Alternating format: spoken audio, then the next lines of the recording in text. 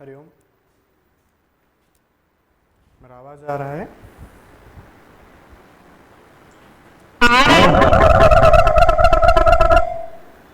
आ रहा है ना मेरा आवाज?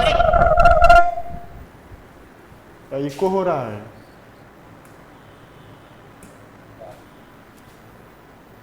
ठीक है। बहुत ही कम बच्चे जुड़ रहे हैं क्लास में। अचिंत्य व्यक्त रूपाय निर्गुणाय गुणात्मने समस्त जगदाधार मूर्तये ब्रह्मणे नमः। जैसे कि क्लास में कल आपको बताया गया था, आज एक महत्वपूर्ण विषय के ऊपर चर्चा होगा। जैसे हम पहले जो होता है अक्षांश से पलभा का साधन, दूसरा पलभा से अक्षांश का साधन। ठीक है ना? जी। ये दोनों होने वाला है। इसके साथ क्रांत्यंश के भी साधन होने वाला है। ठीक है ना? इससे पहले गुरुजी ने जो बताया था आपको स्पष्ट सूर्य निकालने की विधि, उसमें कुछ गलत लिख दिए थे गुरुजी। आप किसी लोगों ने उसको पुनर्वार नहीं किए, उसको नहीं बताए हैं, उसी के ऊपर चल गया। तो दोबारा एक बना के भेजे हैं, आप उसको थोड़ा देख लीजिए। पीडीएफ है ना सबके पास? भेजा गया है ना? 2 मिनट फिर से बोलिए, कहाँ पर अशुद्धि थी? जब स्पष्ट सूर्य निकाल रहे थे हम, मंद केंद्र जहां निकाले हैं देख लीजिए, वो जो सारणी से। चलिए, आपके जो पुराना जो पीडीएफ था उसमें देख लीजिए, नया वाला में ठीक हो गया है वो। इसमें ठीक करके भेज दिए हैं हम। थोड़ा बड़ा हो गया है इसलिए कितना ऐसे ऐसे करते हैं।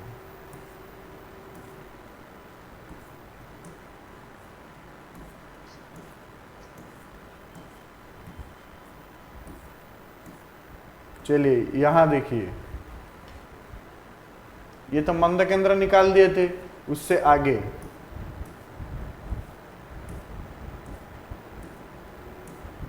यहाँ जो पहले जो पीडीएफ था उसमें गुरुजी यहाँ भी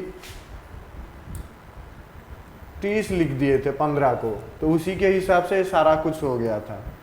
तो आंसर कुछ अलग आया था। ये है मेष प्रथम दिन का स्पष्ट सूर्य। ठीक है ना? आगे भी क्रांति में भी गुरु जी कुछ अलग मान लिखे हैं, तो वो भी अलग मान आ रहा है कैलकुलेशन में। किसमें?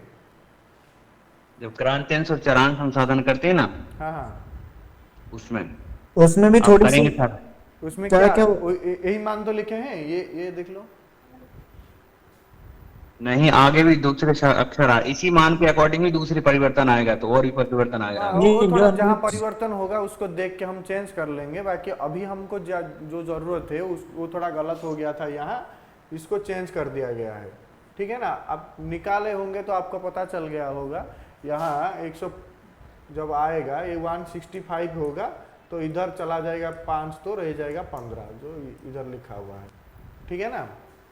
इसको एक और बार निकालने की जरूरत तो है नहीं, सबको तो पता है ये वाला। अगर जरूरत पड़ा तो एक और बार आज देख लेंगे। ठीक है ना? पहले आज जो विधि है, जो जानने का हम कोशिश करेंगे, वो है अक्षांश से पलभा निकालना और पलभा से अक्षांश निकालना। और सबसे पहले अक्षांश क्या होता है वो आप सबको पता है। ठीक है ना? पता है कि नहीं?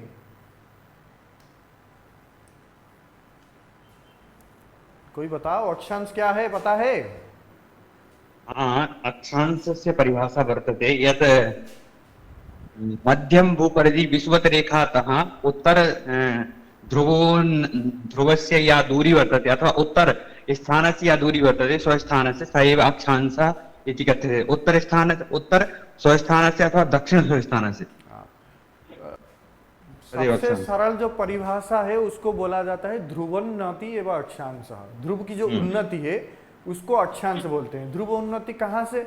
हमारा क्षितिज जो होता है, हमारा जो हम जो कहाँ रहते हैं, हम उत्तरी गोलार्ध में रहते हैं ना, हम जितने भी बास है हम सब उत्तरी गोलार्ध में रहते हो, तो हमारा जो ध्रुव है वो उत्तर दिशा की ओर दिखाई देता है या दक्षिण दिशा की ओर। हमारा जो ध्रुव उत्तर है दिशा में। उत्तर दिशा में दिखाई देता है, क्योंकि हम उत्तरी में रहते हैं, उत्तरी गोलार्ध में। तो हमारा जो ध्रुव है वो उत्तर में है, ठीक है ना। जो उत्तर दिशा में ध्रुव की हमारे क्षितिज वृत्त से जितना ऊपर है वही हमारा क्या है, अक्षांश है, ठीक है ना। चलिए वृत्त से समझ लेते हैं।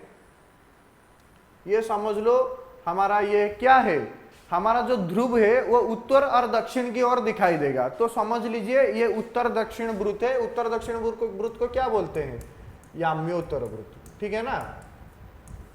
ये याम्योत्तर वृत्त हो गया आप लोगों का, ठीक है। तो ये वाला यहां लगा लेते हैं, ये वाला हो गया क्षितिज वृत्त आपका। कौन सा वृत्त, क्षितिज वृत्त किसको बोलते हैं, जहां हमको हमारे चारों ओर पृथ्वी से, भूमि से क्या आकाश सटा हुआ मिले, वही हमारा क्या हो जाता है, क्षितिज वृत्त हो जाता है। तो समझ लीजिए ये हमारा क्षितिज वृत्त है, ठीक है। तो इसको हम बोल देंगे, ये अगर याम्योत्तर वृत्त है तो इधर एक वृत्त बन जाएगा जिसको हम बोल देंगे पूर्वापर वृत्त, ठीक है ना। पूर्व और पश्चिम को लेके जो वृत्त जाएगा वो हो जाएगा पूर्वापर वृत्त, ठीक है ना। तो समझ लीजिए ये वाला उत्तर, ये हो गया दक्षिण, ठीक है ना। ये वाला दक्षिण नहीं होगा, ये वाला दक्षिण होगा।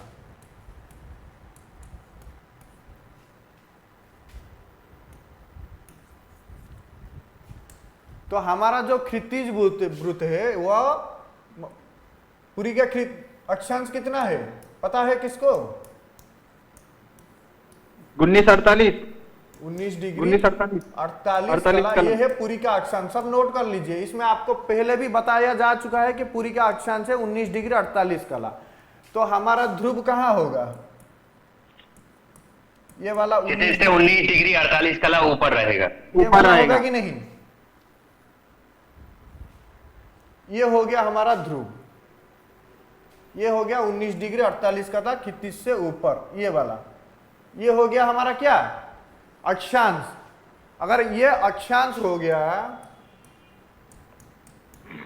तो ये वाला क्या हो जाएगा, लंबांश हो जाएगा। हाँ 90 माइनस अक्षांश लंबांश हो जाएगा। ये 90 माइनस अक्षांश हो जाएगा कि नहीं जी, क्योंकि ये पूरा का पूरा जो चाप का मान है वो 90 डिग्री है कि नहीं। हाँ ये पूरा का पूरा मिला देंगे तो 180 है, पूरा का पूरा मिला देंगे तो 360, ठीक है ना। तो अगर ये वाला जो हो गया, ये हो गया लंबांश और ये वाला हो गया अक्षांश। और अक्षांश की ज्या को क्या बोलते हैं हम, अक्षज्या।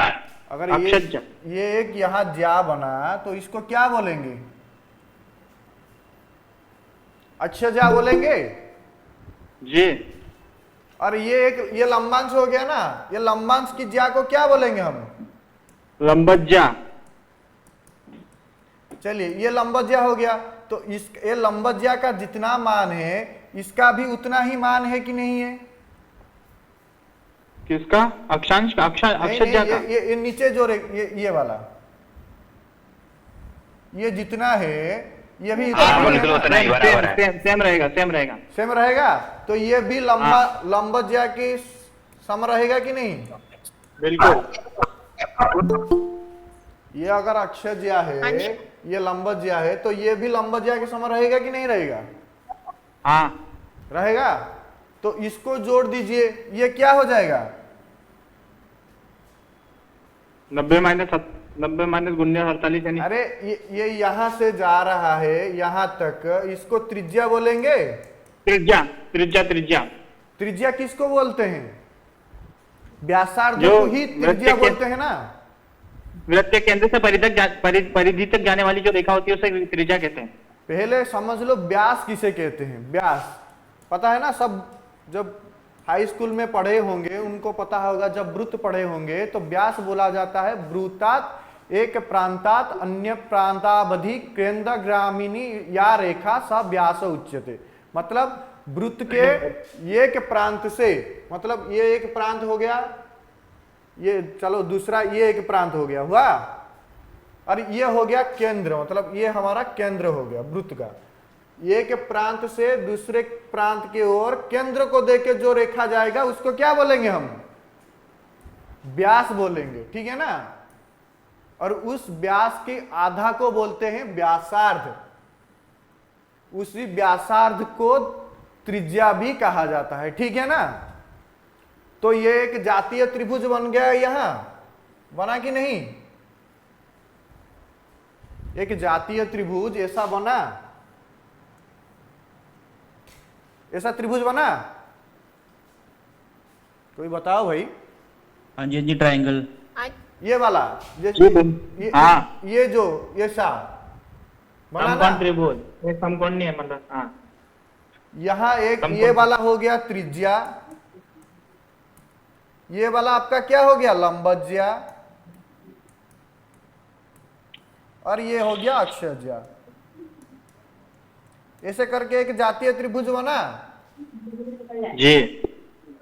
गोल परिभाषा जब पढ़ेंगे, ये अक्ष क्षेत्र के अंदर आता है। जो 8 अक्ष क्षेत्र होता है उसमें एक ये वाला अक्ष क्षेत्र आता है, ठीक है ना, जिसमें अक्षजा हो जाता है। ये वाला कौन सा हो जाएगा? भुज हो जाएगा, ये हो जाएगा कोटि, तो ये हो जाएगा कर्ण।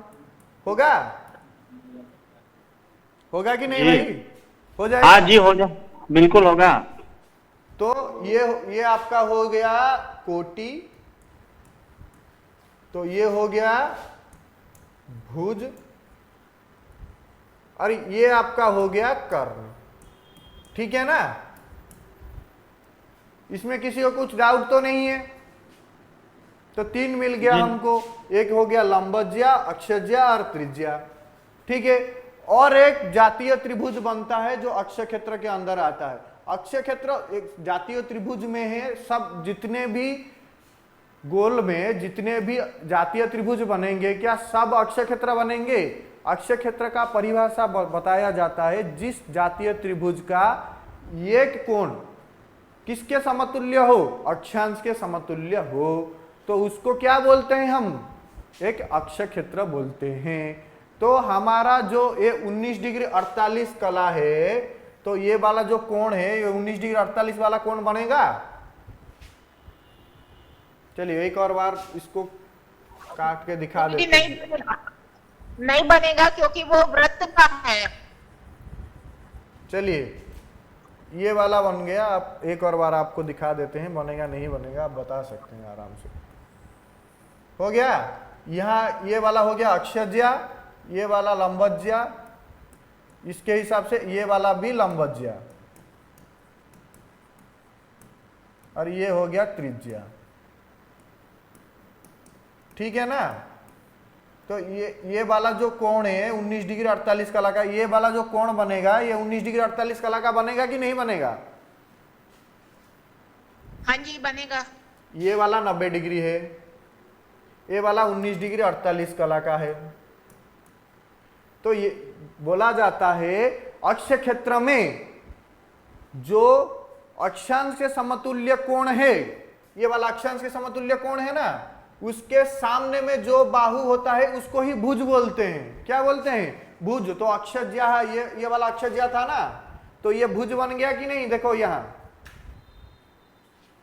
तो ये हो गया भुज, ये हो गया कोटि, और बाकी ये हो गया कर्ण, ठीक है ना। तो ये एक बन गया क्या? ये एक जातीय त्रिभुज जो अक्ष क्षेत्र बन गया। समझ में आ रहा है ना? क्योंकि इसको इसलिए समझा रहा हूं आप लोगों को, क्योंकि अभी आगे जो त्रैराशिक अनुपात हम पढ़ेंगे उसके लिए ये वाला जरूरत है, ठीक है ना, इसको निकालने के लिए। चलिए, और एक अक्ष क्षेत्र होता है, आप सब पढ़े होंगे, जो गोल परिभाषा पढ़े होंगे। एक होता है 12 अंगुल, एक होता है पलभा, और एक होता है पलकर्ण, ठीक है ना। पलभा किसे कहते हैं? कोई बता सकता है? कोई सिद्धांत पढ़े हैं जो पहले से, जिनको पलभा क्या होता है पता है? कोई बता सकता है? सायन मेषादि में या सायन तुलादि में मध्याह्न कालिक शंकु की जो छाया होती है वो पलभा कहलाती है। ठीक है, बहुत बढ़िया। सायन मेषादौ सायन तुलादौ मध्याह्न कालिक द्वादश अंगुल शंको छाया पलभा इति कथ्यते। सायन मेषादौ, हाँ बोलिए, क्या बोल रहे हैं? कोई कुछ बोल रहे हैं? मेषादि के सायंस हाँ हाँ, मेषादि के सायन भाग सूर्य, ये एक श्लोक भी है। मेषा मेष के प्रारंभ और तुला के प्रारंभ मतलब विषुवत दिन में। विषुवत दिन कब होता है? जब क्रांति शून्य होता है, जब दिन रात्रि बराबर होता है, उसी को ही विषुवत दिन बोलते हैं। तो विषुवत दिन में मेषादि, मेषा के आदि में, तुला की आदि में, मध्याह्न काल में ये जो द्वादश अंगुल, इसको शंकु समझ लीजिए, 12 अंगुल का शंकु, ये द्वादश अंगुल की जो शंकु की जो छाया होती है, ये अगर शंकु हो गया तो इसका छाया ये वाला होगा ना, ये शंकु है तो छाई इधर आएगा कि नहीं आएगा? एक लंबा सा एक शंकु रख लेंगे, जब उसके ऊपर सूर्य का किरण आएगा तो ये वाला एक छाया बनेगा कि नहीं? उस छाया को ही क्या बोलते हैं हम? पलभा बोलते हैं। ठीक है ना? अच्छा, ये कोई एक जिज्ञासा थी यहाँ पर हाँ पूछिए। कि यहाँ द्वादश अंगुली हम क्यों ग्रहण कर रहे हैं? मतलब 12 संख्या ही क्यों ग्रहण कर रहे हैं? ज्यादा भी कर सकते हैं, कम भी कर सकते हैं। पहले तो इसमें भी तो बताया जाता है ना कि 12 अंगुल की ही शंकु लिया जाता है। इसकी उत्पत्ति में तो पढ़ा नहीं हूं, अगर गुरुजी से पूछ लेंगे तो पता चल जाएगा क्यों ही 12 अंगुल लेते हैं। क्योंकि जहां भी लिखा होता है कि द्वादश अंगुल शंकु की छाया को ही पलवा लिया जाता है। इसके ऊपर कोई उपपत्ति होगा क्यों ही 12 अंगुल लिया जाता है, इसको पूछ लेंगे। एक बात और बता दीजिए कि ये शंकु की छाया का त्रिज्या होता है 96, इसलिए 12 8 96। क्या क्या? कुल त्रिज्याएं 96 होती है गुरु जी। आपके आवाज क्लियर नहीं आ रहा है। क्या बता रहे थे?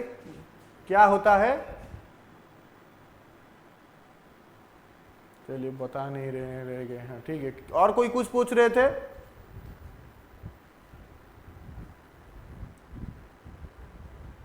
हेलो, सुनाई दे रहा है ना मेरा आवाज?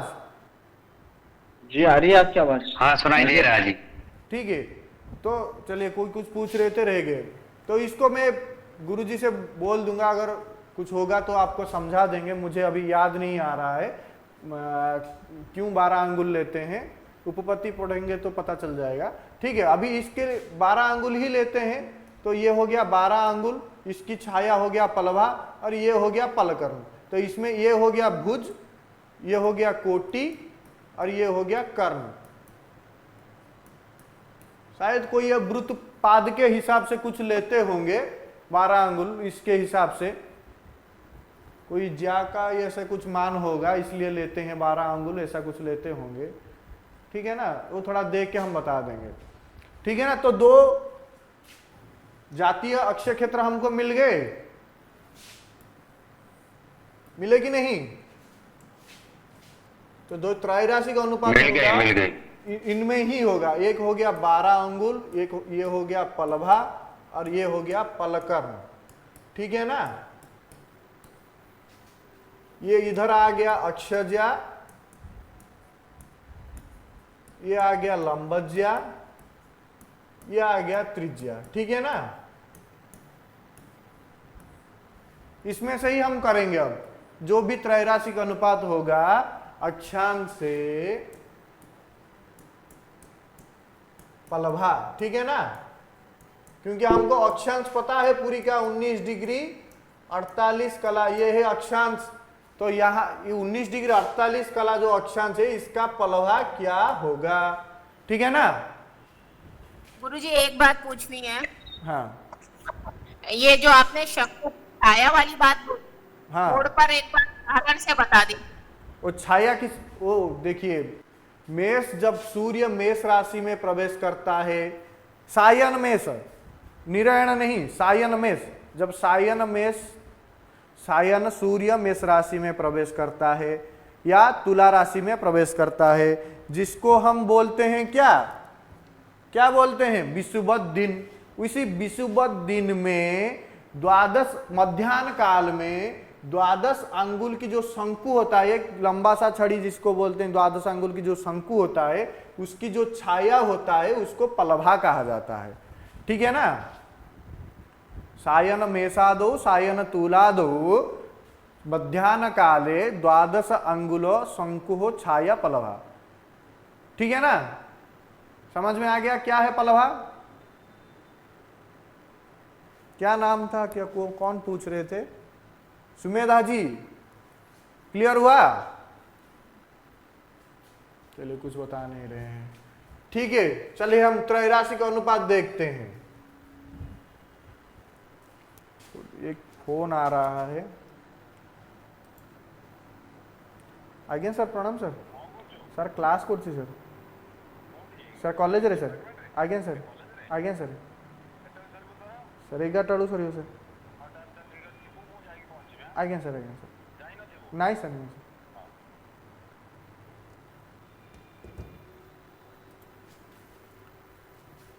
हेलो,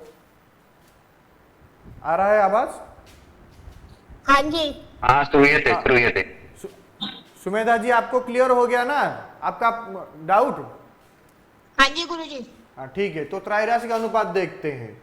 अगर हमको ये हमको ये वाला अक्षांश पता है और ये वाला द्वादश अंगुल पता है, ये हमको पता है और ये पता है, तो इसके हिसाब से हम निकालेंगे। अगर कैसे निकालेंगे? अगर लंबज्या में अक्षज्या मिलता है तो द्वादश अंगुल शंकु में जो मिलेगा वो होगा पलभा। ठीक है ना। तो इसको लगा लेंगे लंबज्या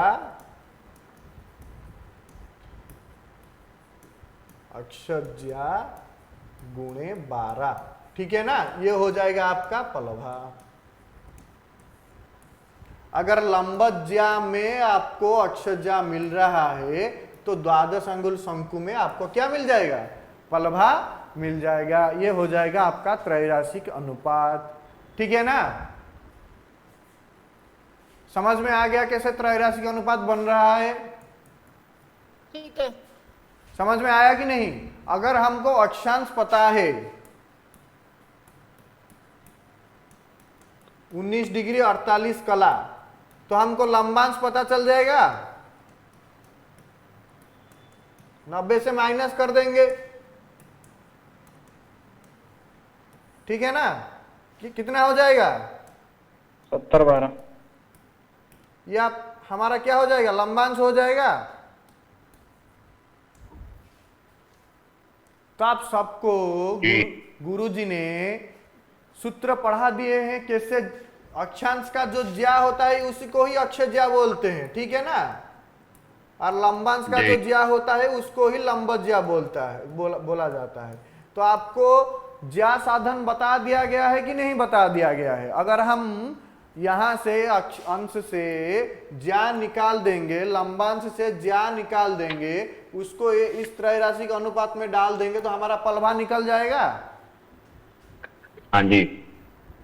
और एक शॉर्टकट फॉर्मूला है, अगर आप उसमें ज्या साधन में निकाल दिए तो इसमें निकालना भी बहुत सरल सी बात है। पहले हम शास्त्रीय पद्धति से देखेंगे, उसके हिसाब से त्रिकोणमिति के हिसाब से बनता है जो भी बनता है। अगर त्रिकोणमिति के हिसाब से भी देख लेंगे दोनों तरफ से, क्योंकि ये छोटा सा एक चीज है, इसको बड़ा तरीके से बनाएंगे तो बहुत दिक्कत हो जाएगा। अगर छोटा सा त्रिकोणमिति के हिसाब से 2 मिनट में आंसर निकल जाएगा। पहले आपको शास्त्रीय विधि से आना बहुत जरूरी है। ठीक है ना। शास्त्रीय विधि से निकाले। हाँ जी। चलिए, अक्षांश हमारा कितना हो गया? 19/48। 19 डिग्री 48 कला। इसको हम किस में कन्वर्ट कर देंगे? कला में कन्वर्ट कर देंगे तो कितना हो जाएगा? 19 × 60 + 48, इतना हो जाएगा ना। गुना करिए, कितना आ रहा है?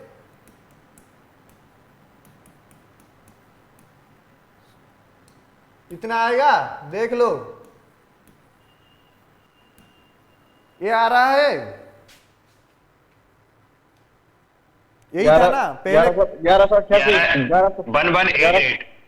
1188 यही आ रहा है ना। इसको किस में भाग देने के लिए गुरुजी बोले थे? कलात्मक करने के बाद 225 में भाग देना है, ठीक है ना। 225 में भाग देना है जी। तो साइंटिफिक कैलकुलेटर यूज करो, कितना हो रहा है बताओ, कौन से खंड में आ रहा है, कितना शेष बच रहा है, देख लीजिए। पांच बार खंड भाग में जाएगा। आएगा, शेष बच जाएगा 63, कितना 16 और 18, ओ 16 और 48, ये शेष बच जाएगा। आपका जो शेष बच जाएगा ये हो जाएगा आपका लब्धि, और ये आपका हो जाएगा शेष, ठीक है ना। निकाल पा रहे हैं? 48 कैसे शेष भाई? 48 को तो जोड़ दिया था ना उसमें। क्या क्या? ये शेष जो बचा है आपका 66, 16, 48 से कैसे शेष बचा? हाँ ये शेष कैसे निकला आपका? निकाले ना, इसको देखिए, कैलकुलेटर है ना आपके पास। 19 इंटू 60 करा तो 1140 आया, प्लस 48 जोड़ा तो 1188 आया। इसमें 225 का भाग दिया 5 चलिए से। चलिए, मैं तो आपका दिखा दे रहा हूं 48 भाई। शेष कैसे आ रहा है? सुनिए, सुनिए, 63 शेष बचना चाहिए। देखिए देखिए, हाँ ये दिखा दे रहा हूँ भाई, दिखा दे रहा हूँ। कैलकुलेटर है आपके पास? हाँ,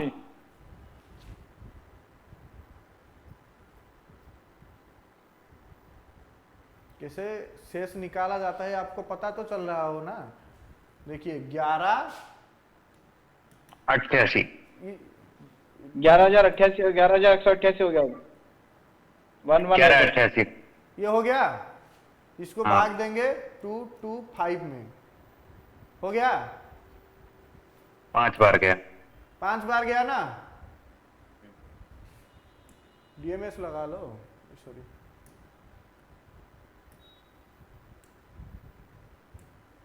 ये 1648 यहाँ है, तो इसमें जो 5 खंड गया, कितना बचा वो नीचे देखा जाता है, उसको ही शेष हिसाब से लिया जाता है, ठीक है ना। शेष गलत आ रहा है भैया। हाँ आप उसे माइनस करके देखिए ना। हाँ हाँ, देख आप लीजिए। इसको 225 को यदि हम 5 बार गुणा करते हैं तो वो कितनी बार जाता है? वो जाता है 1125। वो 1188 में से 1125 जाएगा तो 63 शेष बचेगा। 63 बचेगा ना। ये कितना जाएगा, कितना होगा बताइए। 63 शेष बचेगा, वो 5 बार जाएगा। ये कितना हो जाएगा अभी? इसमें 225 को 5 में गुना करो। हाँ, तो 1125 1125 63 शेष बचा है। 25 ये माना, ये बच हाँ। गया, इतना बच जाएगा। हाँ तो ये 5 खंड में आ गया, 63 बच गया, 1648 ये हो गया शेष आपका। जी। 16,48 कैसे ले रहे हो? कहाँ से ले रहे हो ये? यहाँ गुरु यहाँ किए ना हम। अरे 48 तो उसमें जोड़ दिया था 440 में से, 48 तो जोड़ दिया था उसमें। किस में जोड़ दिया है? नहीं, इन्होंने डीएमएस लेके उसे और आगे बढ़ाया भागफल को। उसको आगे ही बढ़ाया जाएगा, नहीं तो नहीं होगा, ठीक है ना। 48 नहीं जोड़ा जाएगा उसमें। ये आपका शेष बच गया, ठीक है ना। कहाँ 63 नहीं बचे? 63 ओनली एक संख्या शेष बचेगी, 3 संख्या हम क्यों ले रहे हैं आप? हाँ तो हाँ ये तो मैं कहना चाह रहा हूँ। अरे वो भी वहां पर आया है, जब ज्या साधन हम करते हैं तो वहां पर क्या आया है? वहां पर 225 से भाग देने के बाद जो शेष है उसे रख लिया जाता है, फिर गतगम्यांतर अंतर के द्वार वहां पर उस शेष को जोड़ दिया जाता है। बस वही एक संख्या में ही शेष रहता है। ये देख लीजिए, इसको देख लीजिए।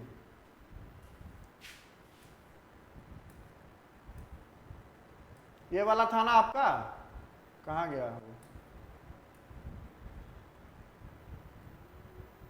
वो गलत हो रहा है। यही है ना जी। ये मंद परिधि साधन है, ज्याखंड साधन नहीं है। इसी को ही भाग देते हैं ना हम। कहाँ गया भाई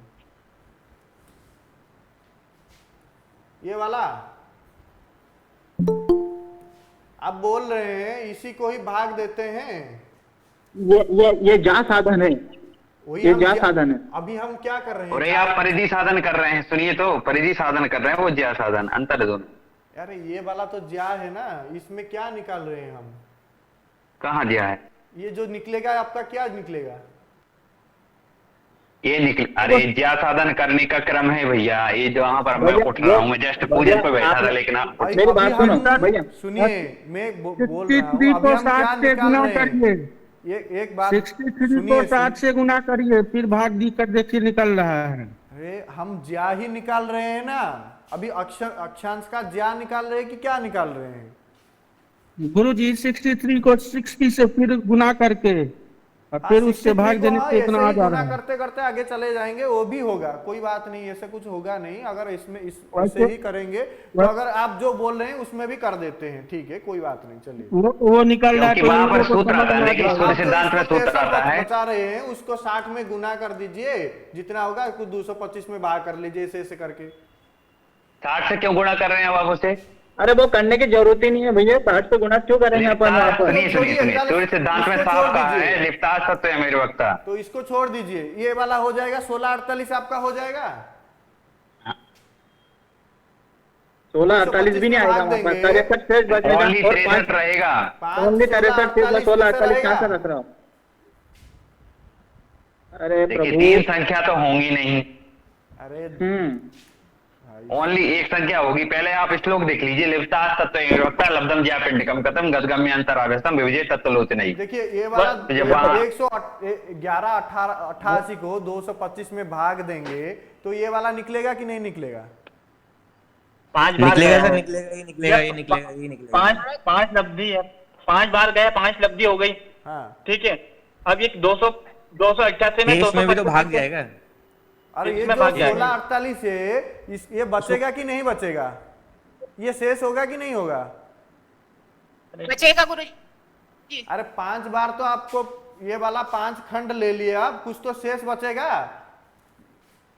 वो पूरा आपको भागफल वो मान शेष प्राप्त हो रहा नीचे है। बचा 63, उसको जोड़ा जाएगा। बचेगा कि नहीं? ये शेष नहीं है सर, आपने जो भाग दिया है वो शेष नहीं है, वो पूरा भागफल आ गया आपका, कितने बार हाँ, गए जो कि वो पॉइंट शेष में आया नहीं। है, वो पॉइंट शेष सहित आप नहीं ले है। रहे हैं, और वहां शेष ले रहे हैं, वहां कह रहे हैं। सुनिए, अब मैं एक बार श्लोक बता रहा हूं जिस आधार पर गुरुजी ने हमें ज्याखंड सिखाए थे। सूर्य सिद्धांत में लिप्तास तत्व विभक्ता लब्धम ज्या पिंडकम गतम, तत्व यमई विभक्ता मतलब 225 से भाग देने पर जो पिंड आएगा ना वो गत होगा, और वो शेष बचेगा ना, उस शेष को आगे जाके जोड़ा जाएगा, और जो भागफल आया है भागफल की ज्या देखी जाएगी और उसका गतगम्य अंतर देखा जाएगा, और उससे पुनः क्या कहेंगे, गुणा करना है, गतगम्य अंतराभ्यस्तम विविजित तत्व, फिर गतगम्य अंतर करके, और जो अंतर आएगा उसको हम 225 से फिर भाग देना है, और जो प्राप्त होगा फल उसको उसमें ज्यापिंड में जोड़ना है, जो पूर्व में जो शेष बचा था ना उसमें जोड़ना, तो गत संज्ञा के ज्यापिंड में जोड़ा जाएगा, उसके बाद क्रमज्ञा आ जाएगी अपनी।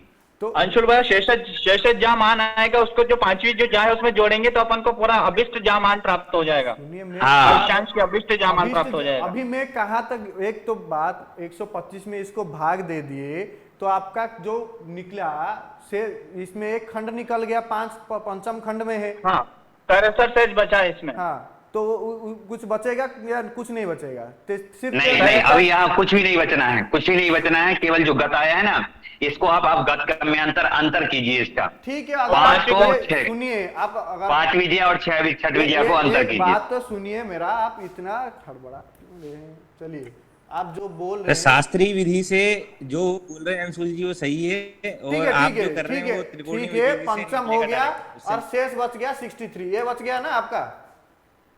हाँ, हाँ। इंटू 210 जो अंतर है इसकी गतिगम्य जो अंतर है ये जाके वो लब्धि 210 आपका 5 हो गया, ये शेष बच गया, आप यही बोल रहे हैं ना? हाँ। हाँ, चलिए इसमें ही कर लेते हैं, ठीक है, इसमें ही कर लेते हैं। तो 5 का, चलिए बताइए ज्या मान कितना है? 1105 1105 1105, ये बच गया। इसका हाँ, और अंतर इसके लिख लीजिए 210 210, ये हो गया। इंटू 210 इंटू 63 करना पड़ेगा अभी हाँ, यहाँ ठीक है, वही थोड़ा सा आगे और मैं बढ़ा दिया था उसको, 63 में बटा गुना कर दीजिए 210 को, उसको भाग दे दिए 225 में, जी। यही है ना? ये, मैं हाँ। थोड़ा सा आगे और बढ़ा दिया था उसको। चलिए, क्या कितना हो रहा है बताइए? 58 48। चलिए एक और बार इसमें कैलकुलेटर में दे रहे हैं, सब कैलकुलेटर में दे रहे हैं ना। हाँ 58 कला 48 भी कला। 63 गुना 210 ये है ना, हाँ डिवाइडेड बटे टू 225। 25। हाँ 58 58 कला 48, 58 कला 48 भी कला। ये आ गया ना आपका। हाँ, 2 मिनट, 58 दो मिनट, ये जो भाग देने के बाद जो है 48 आ रहा है, हमारे तो 8 आ रहा है 58.8। अरे उसमें वो डीएमएस लगा हुआ है यार। आप अगर इसमें थोड़ा गलत, ये इसमें देख लीजिए आपका डीईजी में होगा है कि नहीं है। जी में गुरुजी 58 48 हो रहा है। 58 48 आ रहा है ना, जी लिख लीजिए हाँ जी। 58 48 ये आएगा। हाँ ठीक है ना, इसको जोड़ा जाएगा किसमें, इसमें जोड़ देंगे। हाँ 1166 48 आया है गुरुजी। 58 अभिष्ट जा मान हो गया, अक्षांश के अभिष्ट जा निकली है। 48 ये हो गया, ये कितना हो जाएगा 8 5 1168। 13 6 ये आ जाएगा, इतना आ जाएगा ना। ये आपका क्या हो जाएगा, अक्षांश के अभिष्ट जा, यही हो जाएगा। हाँ अच्छा जा। इसी तरह आप लंबज्या निकाल सकते हैं। निकल जाएगी। कैसे निकलेगी बताओ।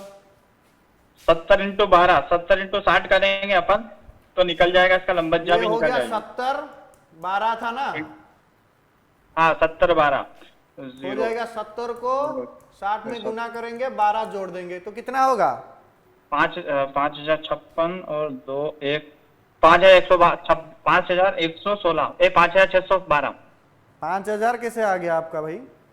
42 आएगा भैया, मैंने गलती हो गई, सॉरी। 42 को में से अपन 42 ये आएगा। प्लस हाँ। कितना 4212 आएगा, 4212 देखो यही लिखा हूं ना मैं जी। चलिए भाग दे दिए। 18 लब्धि है। आप ठीक लिखें।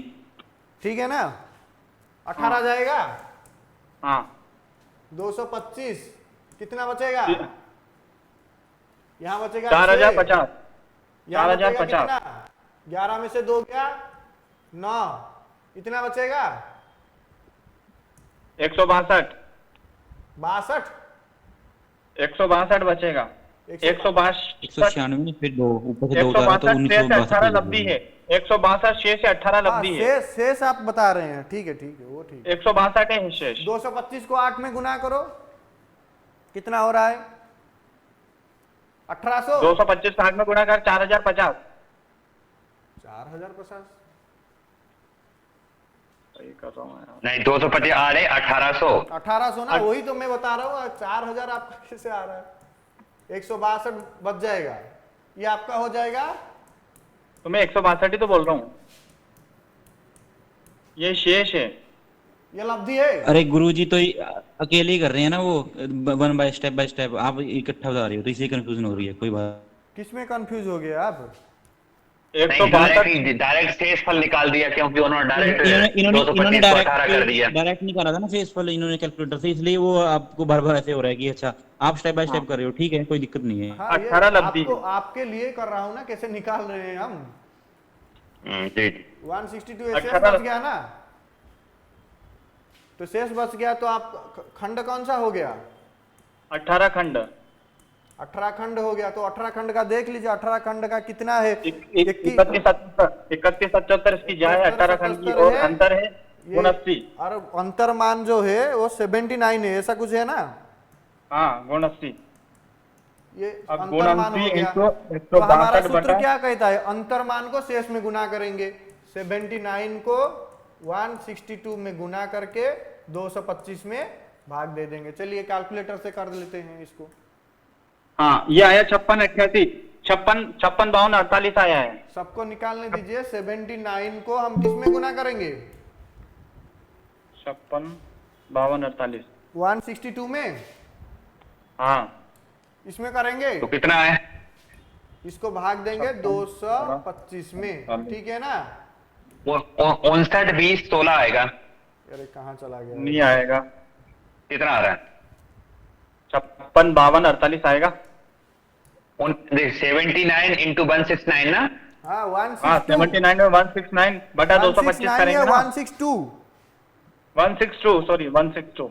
हाँ, सबको कंफ्यूज मत गुरुजी, करो क्योंकि 56, सुन के 52 वो लगा दे रहे हैं। ठीक ठीक ठीक ठीक ठीक 56, 52 48 जी जी, वो संख्या सुनने में थोड़ी त्रुटि हुई। 56, 52, 48 आ रहा है। 56, 52, हाँ। 48।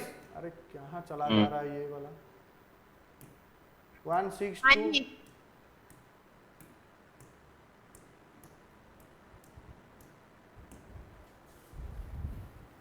डीएमएस लगाएंगे तो आ जाएगा। हाँ 56, 52, 48 ये आ जाएगा। हाँ इस लंबज्या जो निकली है वो 3233 कला 52 निकला 48 प्रति निकला। इसको जोड़ेंगे किसमें? इसमें जोड़ देंगे। हाँ 18 खंड की जा में जोड़ देंगे इसको। 52, 48 ठीक है ना, ये आ गया 48, 52 इसमें 7 3233। 13 ये आ जाएगा। हाँ हाँ और हमारा ये सूत्र लंबज्या हो गया। ये हो गया लंबज्या। हम्म। चलिए हमारा सूत्र क्या कहता है? गुरुजी था लंबा नहीं करते ना, डायरेक्ट शाइन ही कर हाँ, ओके हो साइन- जाता है। देखिए वो हम आप कुंडली के क्लास में पढ़ रहे थे इसलिए आपको थोड़ा सा सिखा दिया। ये पंचांग की क्लास में शास्त्रीय विधि भी आना जरूरी है, ठीक है ना। इसको अभी बिल्कुल बिल्कुल, शास्त्रीय विधि सबसे बड़ा आधार होती है हमारी, जहाँ भी कहीं त्रुटि उसके- होती तब। वो त्रिकोणमिति वाला भी शास्त्रीय है, पर ये वाला जो त्रिकोणमिति तो बाद में बना ना, पहले ये सब शास्त्र के हिसाब से बनाया जाए, उसके हिसाब से त्रिकोणमिति के हिसाब से बना देंगे तो आ जाएगा। ठीक है चलिए, क्या था हमारा सूत्र? क्या था? अक्षज्या गुने 12 डिवाइडेड बाय लंबज्या, ये था ना। तो चलिए बताइए हमारा अक्षज्या कितना निकला? ये वाला 1162 छोड़िए, और 48। ये था ना 116248। आप नोट कर दीजिए, मैं बार बार इधर आऊंगा तो लेट हो जाएगा। चलिए बताइए 1162 कितना था? 48। 48 63 है, 62 नहीं है। 63 है। 1163।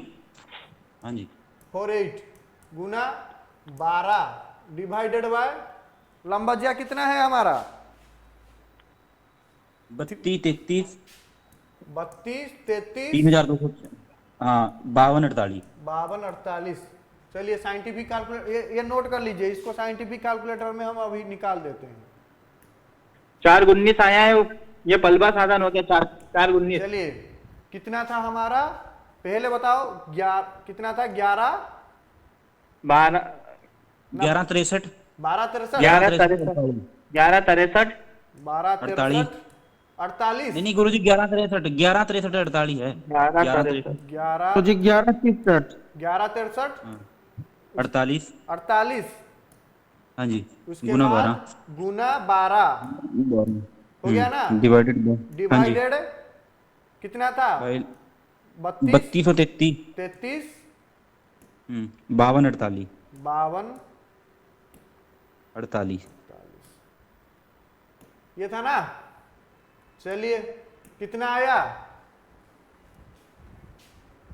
4 19 या 6 को भी ले जाइए साथ में, थोड़ा काम देगा आगे। पर हम मानते हैं 4 और 19 को, 4 और 19 को, ठीक है ना। पूरी का जो पलवा मानते हैं वो 4 19। अच्छा 6 का यहाँ पे 6 का 7 बन जाएगा यहाँ पे, जैसे 6 से 5 पर 6 पॉइंट में ऐसे है ना, वो थोड़ा आगे क्या हम जब अक्षांश से पलवा निकाल लेंगे ये थोड़ा सूक्ष्म विचार में काम आएगा, ठीक है ना। 4 19 ऐसे 6 करके ऐसे कुछ है, ठीक है ना।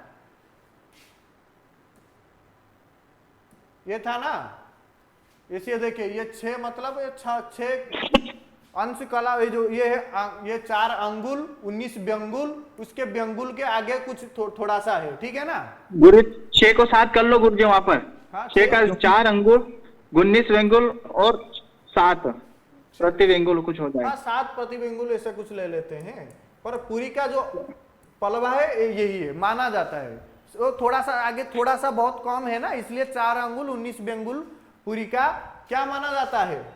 पलभा। ठीक है ना, निकल गया हमारा शास्त्रीय विधि से। जी जी गुरु जी। चलिए, सबको क्लियर हुआ कि डाउट रहा कहाँ?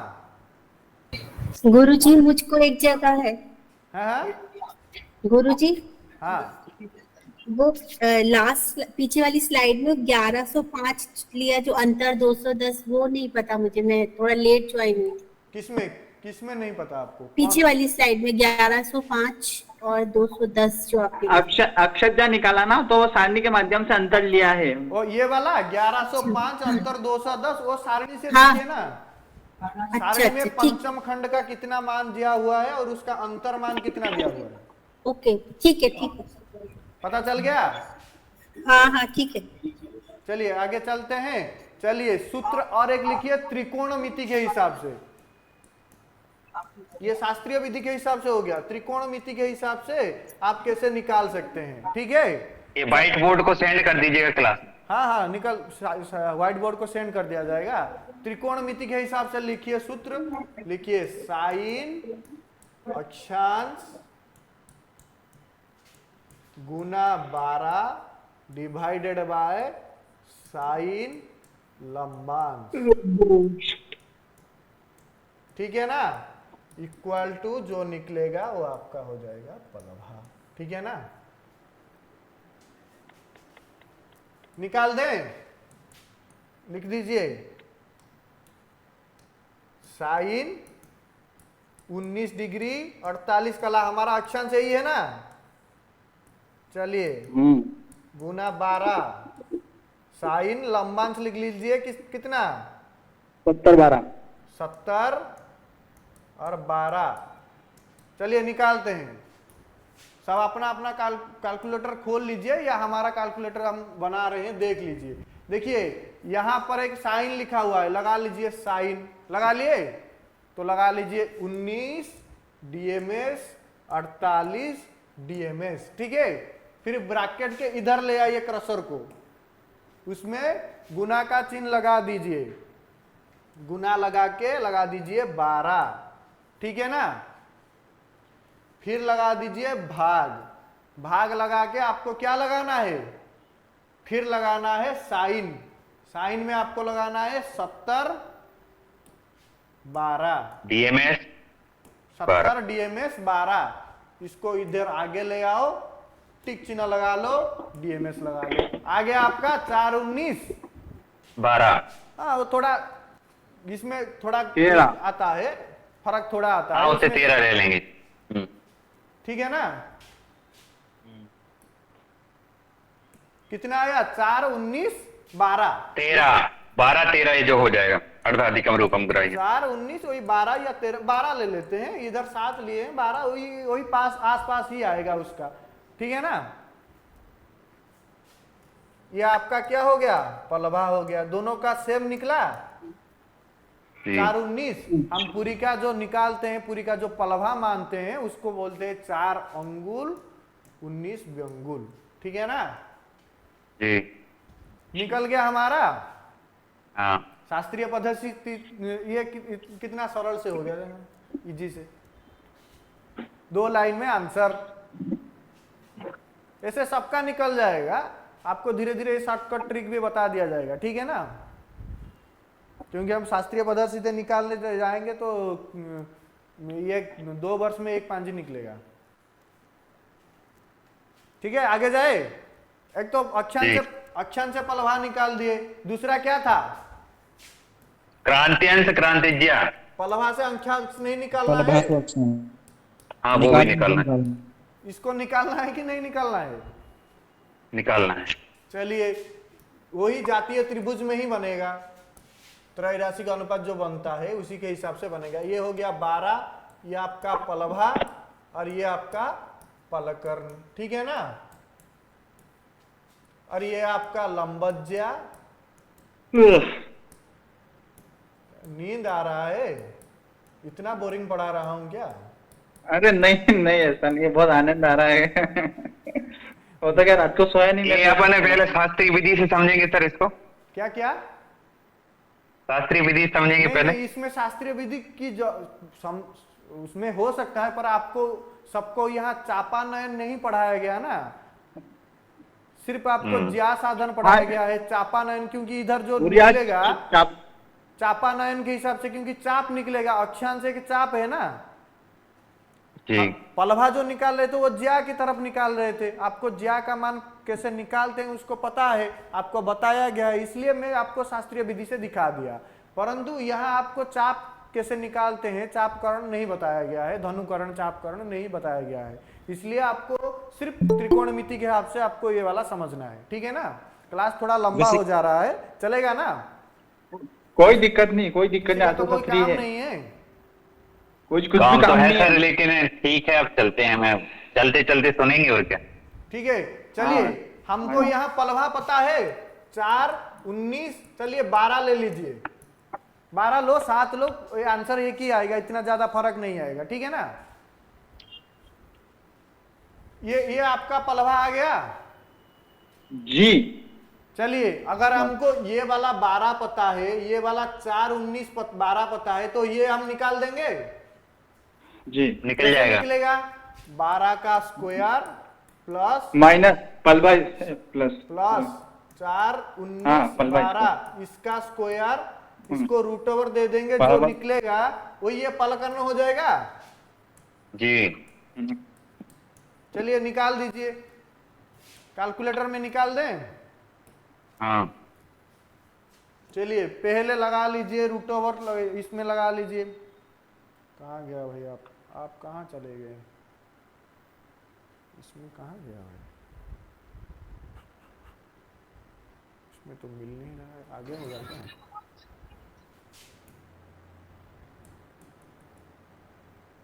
हाँ यहाँ है, सर। चलिए, हमको क्या था, 12 का, पहले 12 का स्क्वायर लेना है ना, 11 11 48 आ रहा है। प्लस लगा लीजिए, प्लस कितना था वो हमारा, 4, 19,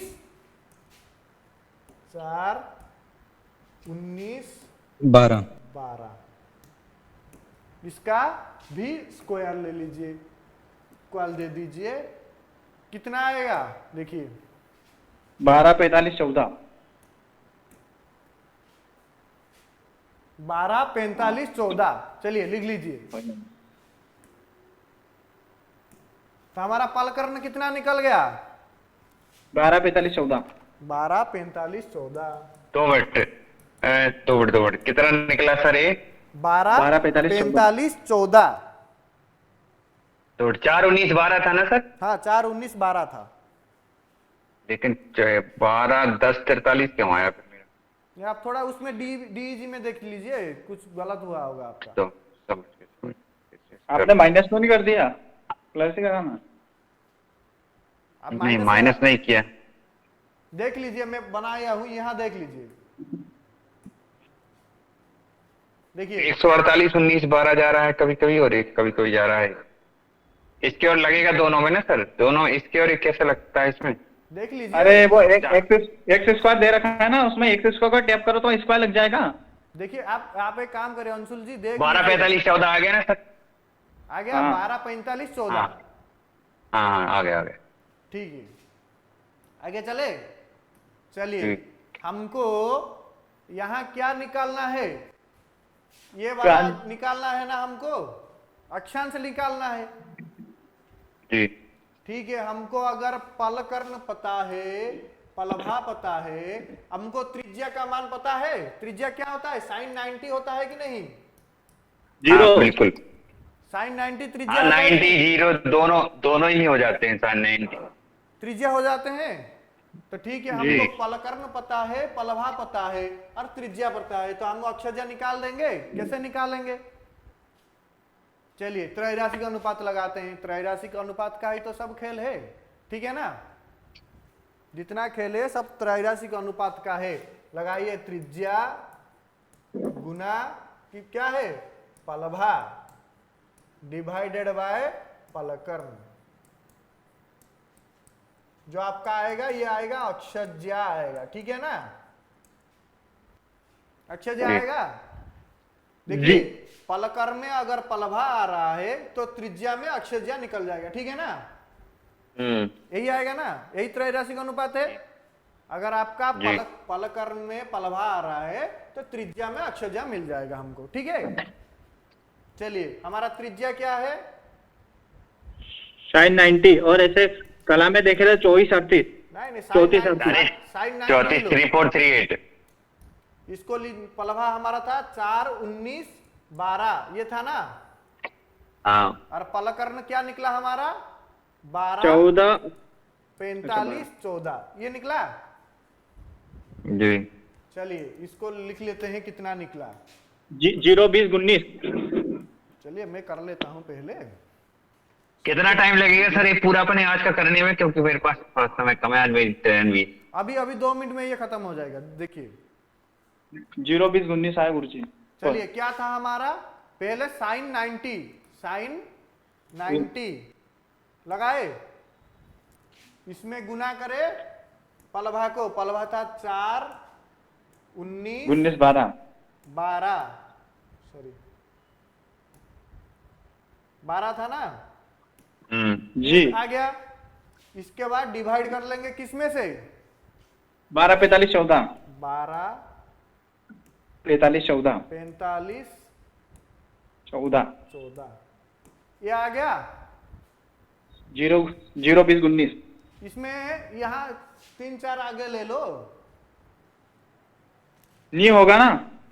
यही होगा 0.33870 ऐसे यहाँ तक 720 तक ले जाओ। ज्यादा लेने की कोई जरूरत है नहीं, लेंगे तो कोई फर्क नहीं पड़ेगा, ठीक है ना। यहाँ कहाँ तक ले रहे हैं? 0.338 33870 यहाँ तक ले लो, ठीक है। ठीक है ना। ये ले लो इतना 0.338720 6 संख्या ले लो।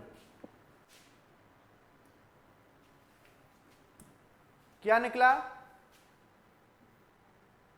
अक्षज्या निकला है। 0.33870 ये हमारा क्या हो गया? अक्षज्या। अक्षज्या हो गया, ठीक है ना। अगर ये अक्षज्या हो गया, यहां से हम कैसे निकालेंगे? अक्षांश कैसे निकालेंगे? इनवर्स ले लो ना इसका, साइन इनवर्स ले लेंगे ना। शिफ्ट साइन लगा लीजिए, साइन रिवर्स हो जाएगा। साइन रिवर्स में लगा लीजिए 0.338720। चलिए कैलकुलेटर में दिखा दे रहा हूं आपको। देखिए सबके फोन में एक होगा शिफ्ट, ठीक है ना। शिफ्ट साइन, यहां डायरेक्ट साइन रिवर्स है, पर आपके फोन में अगर लगाएंगे शिफ्ट साइन करके एक ऑप्शन है, ऊपर शिफ्ट लिखा होगा और नीचे साइन। शिफ्ट दबाओ पहले, उसके बाद साइन दबाओ। 0.33870 यही था ना। हाँ ये टिक लगा दीजिए। DMS 19 48 आ गया गुरुजी। 19 डिग्री 48 कला 56 आ रहा है, तो 19 डिग्री 48 हाँ तो उसका कला ले लेंगे। 48 कर लेंगे गुरुजी। यहाँ 19 48 56 मतलब 60 से थोड़ा सा कम। 1947 सर, ये इसमें केवल इसमें और कुछ नहीं करना है, तो 1948 की जगह 1979 आ रहा है। क्या आ रहा है? 2 मिनट, इसमें मैंने कुछ लगाया नहीं। शिफ्ट साइन लगाओ। शिफ्ट हाँ 1947 की जगह 1948। ठीक ठीक ठीक 1948 56 आ रहा है, तो 1948 ले लेंगे उसको, ठीक है ना। अर्धा अधिकम ठीक रूपम ठीक का ठीक। तो हो गया 19। अब इसको क्या करना है? वही जी। हो गया ना, हमारा अक्षांश हो गया। हाँ, अक्षांश आ गया 1948। ठीक है जी जी। 1948 ये हमारा अक्षांश हो गया। हाँ बस कितना सरल है। बहुत ही सरल है गुरुजी। है तो सिर्फ इसको साइन रिवर्स करना है। साइन रिवर्स करने में ज्या का मान जो है अंश में परिणत हो जाता है, साइन लगा लो तो अंश का मान ज्या में परिणत हो जाता है, ठीक है ना। जी जी। समझ में आ गया? या इसमें किसको कुछ और डाउट है? शास्त्रीय पद्धति में से हम निकाल दिए, इसमें भी हम त्रिकोणमिति के हिसाब से भी निकाल दिए, ठीक है ना। पता चल गया? गुरुजी रिवर्स करने के लिए शिफ्ट का बटन लेते हैं। शिफ्ट, पहले शिफ्ट लगाओ, उसके बाद साइन लगाओ। शिफ्ट साइन, वो साइन रिवर्स हो जाएगा। ठीक है। और आपने जो बोला रिवर्स करके क्या आएगा? वो अंश आ जाएगा। ज्या का जो ये जो अक्षर ज्या था उसको शिफ्ट साइन लगा के ज्या का मान डाल देंगे तो अंश में परिणत हो जाएगा, अक्षांश निकल जाएगा। ये जो ज्या का मान था, अक्षर ज्या का मान था, वो ज्या से वो अंश में परिणत हो जाएगा, कन्वर्ट हो जाएगा। ठीक है ना। शिफ्ट गुरुजी शिफ्ट शाइन नहीं दबाए ना, ऐसे भी दबा दे शाइन के ऊपर जो शाइन इनवर्स आ रहा है उसको कंटिन्यूसली टैप करते रहेंगे तो शाइन इनवर्स लग जाएगा गुरुजी। हाँ साइन रिवर्स, वही शिफ्ट साइन लगा लेंगे तो भी हो जाएगा। साइन रिवर्स उसका कुछ ऑप्शन हुआ होगा तो उसमें लगा देंगे भी हो जाएगा। तो शिफ्ट साइन आपको करना है, रिवर्स करना है, उसको रिवर्स करेंगे तो आ जाएगा। ठीक है ना जी। आगे जाए या यही खत्म करे इसको? और एक चीज गुरुजी ने पढ़ाने के लिए बोले थे। यही ठीक है गुरुजी, यही ठीक है गुरुजी। मेरे मैं नहीं पढ़ पाएंगे, हम लोगों की प्लान है, तो हमें बड़ा अच्छा लग रहा था, लेकिन वो फिर छूट जाएगा, फिर वो समझ में नहीं आएगा। ठीक है ठीक है। और एक छोटा सा चीज है और आगे समझा देंगे, नहीं हुआ तो कल समझ लेंगे, गुरुजी समझा देंगे। कोई वही छोटा सा एक त्रैराशि का अनुपात था, वही उसमें से ही क्रांति अंश निकाल जाता है। ठीक है ना जी। उसमें शास्त्रीय पद्धति से अलग होता है, ये त्रिकोणमिति के हिसाब से 2 लाइन में निकल जाता है। ठीक है ना। उसके लिए थोड़ा सा समझाना पड़ेगा आपको, क्योंकि उसके लिए आपको क्या है, जो स्पष्ट सूर्य है उसमें अयनांश को जोड़ना पड़ेगा। क्रांति अंश कैसे निकालते हैं सिर्फ सुन लीजिए, उसको निकाल दे, कल निकाल देंगे। ठीक है ना। तो जो हमारा स्पष्ट सूर्य निकलता है उसमें अयनांश को जोड़ेंगे तो सायन सूर्य होगा, ये आप सबको पता है। सूर्य में उसका जान निकालेंगे, अयनांश को प्लस कर देंगे तो अयनांश, हम एक मेष प्रथम दिन का अयनांश निकालते हैं। जिस दिन का हम स्पष्ट सूर्य लेंगे उस दिन का अयनांश हमको लेना पड़ेगा। मेष प्रथम दिन का ले रहे हैं तो अयनांश मेष प्रथम दिन का, अष्टम दिन का स्पष्ट सूर्य ले रहे हैं तो अयनांश मेष अष्टम दिन का, उसके हिसाब से लेना है, जोड़ना है उसमें। ठीक है ना। तो वो क्या हो जाएगा, सायन सूर्य हो जाएगा। उसका क्या हम ज्या साधन कर लेंगे। ठीक है ना। तो ज्या साधन करके त्रैराशि का अनुपात है सायन अर्क भुजत ज्या इंटू परम क्रांति ज्या डिवाइडेड बाय त्रिज्या। इसको भाग दे देंगे तो क्रांति ज्या निकल जाएगा। ये सूत्र है, त्रैराशि का अनुपात है। अगर ठीक है सबको काम है तो आज तो और नहीं हो पाएगा। ठीक है कल समझते हैं, कोई बात नहीं। किसी बहुत धन्यवाद। अगर इसी में किसी को कुछ और डाउट है तो वो बता सकते हैं, हम इसको